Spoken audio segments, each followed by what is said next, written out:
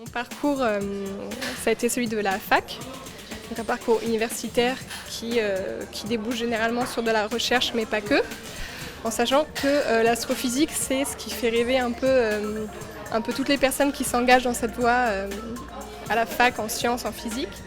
Donc, je me souviens qu'un de nos enseignants nous avait demandé qui veut faire de l'astrophysique ici, et il y a 90% de l'amphi qui a levé la main. On se dit c'est bien, il n'y en aura qu'un ou deux qui réussiront à le faire.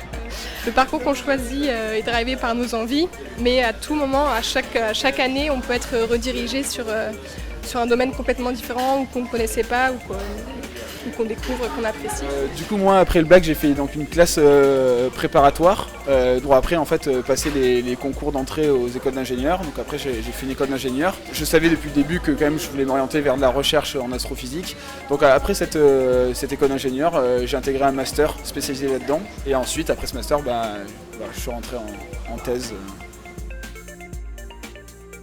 C'est un peu dur de s'imaginer ce qu'on va faire dans 10 ans parce que la recherche en fait c'est beaucoup d'opportunités qui peuvent être plus ou moins attendues ou pas.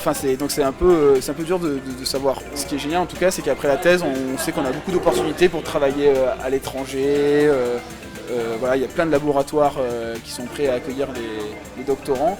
Si j'ai la chance de pouvoir continuer dans ce domaine de l'astrophysique, ce serait avec plaisir. De façon générale, la recherche, ça peut prendre beaucoup de temps pour s'y insérer sur la longue durée. Si ça ne se fait pas, pourquoi pas investir dans un domaine viticole proche de l'océan et puis partir sur complètement autre chose, en sachant qu'on a la chance d'avoir une science qui peut se pratiquer à la maison aussi si on le souhaite. Un des efforts qui a été fait pour valoriser ce domaine, c'est de diffuser beaucoup d'images.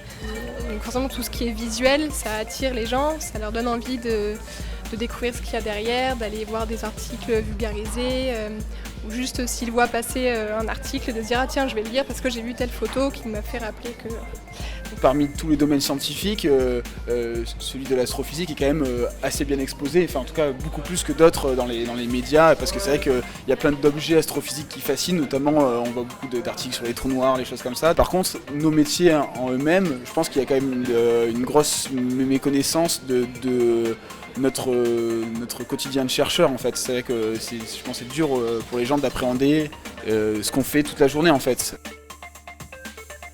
Pour vraiment faire un résumé assez caricatural, en recherche, il y a plusieurs outils pour travailler. Il y a des gens qui font en effet de la théorie, donc ils vont faire des équations, qui vont écrire des équations sur des feuilles.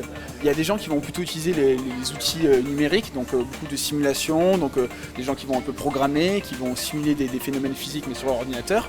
Et puis il y a des gens qui vont plutôt faire l'expérimentation. Donc ça veut dire qu'il y a vraiment physiquement des bancs de tests. Par exemple, nous, on a des lasers, des lentilles, des miroirs, et on joue avec tout ça pour simuler des télescopes, mais en miniature.